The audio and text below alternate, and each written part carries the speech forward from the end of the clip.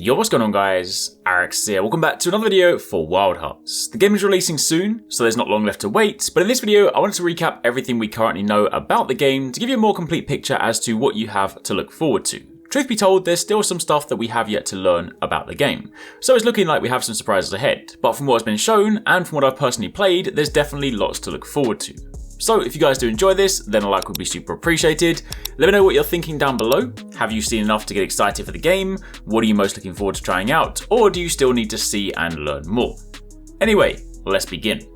Firstly, in the event that you have been living under a rock and somehow only just heard about this game, then very briefly, Wild Hearts is an upcoming action-adventure game by Omega Force, a branch of Koei Tecmo, probably best known for their work on the Dynasty Warriors series. However, Koei Tecmo themselves have also dabbled in the hunting genre before with the likes of Tokiden. The game is also being published by EA Originals, a subsidiary of Electronic Arts' indie-led wing.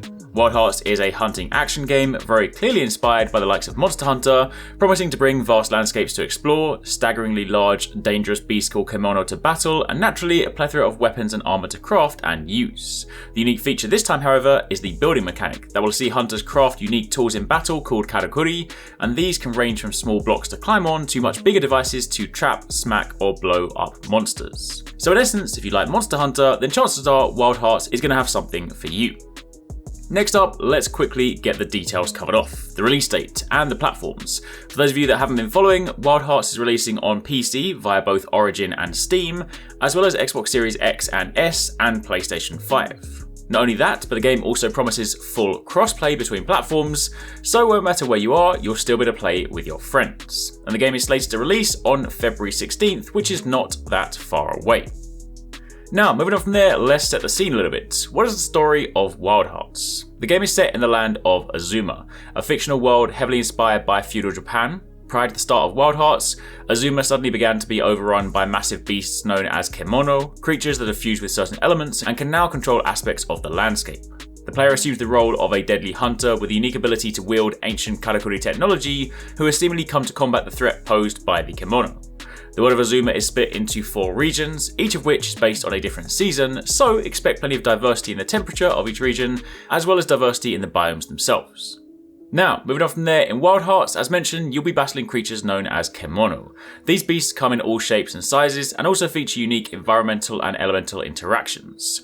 Their designs are that of existing animals interwoven with environmental growth to create creatures that truly have been feeding off the land. Much like in Monster Hunter, battling these will revolve around learning their unique move patterns and whittling down their health. Again, like in Monster Hunter, you will not have a health bar to chip away at, or at least not a visible one, so you'll instead battle the Kemono until they limp away, and eventually you take them out.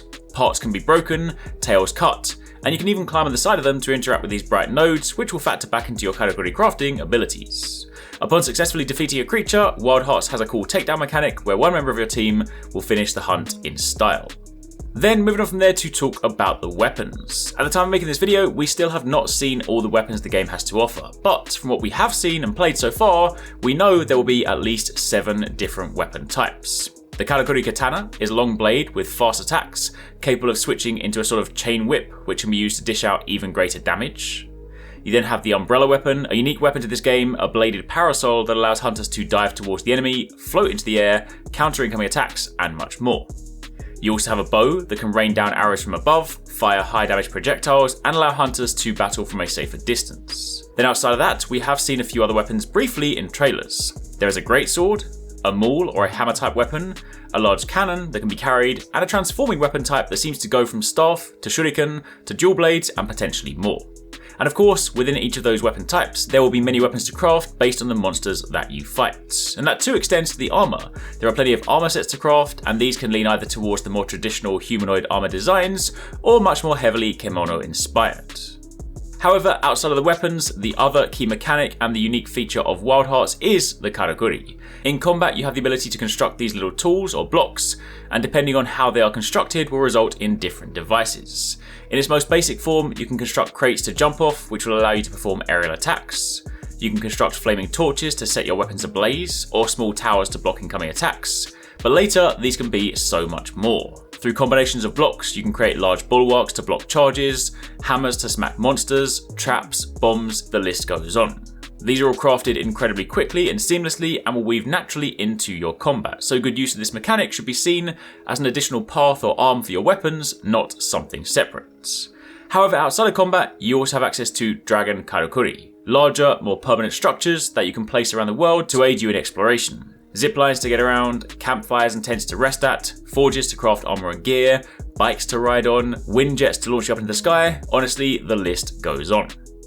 And then finally, it wouldn't be a hunting game without the ability to partner with your buddies. Wild Hearts supports 3-player co-op, so while teams are slightly smaller than that of Monster Hunter, the addition of the building component was basically the reason behind this, since in combat, each hunter can also construct their own devices, so in order to ensure a smooth, balanced experience, 3-man squads were chosen. And as mentioned at the beginning, this also has full crossplay, so you can play with your friends anywhere.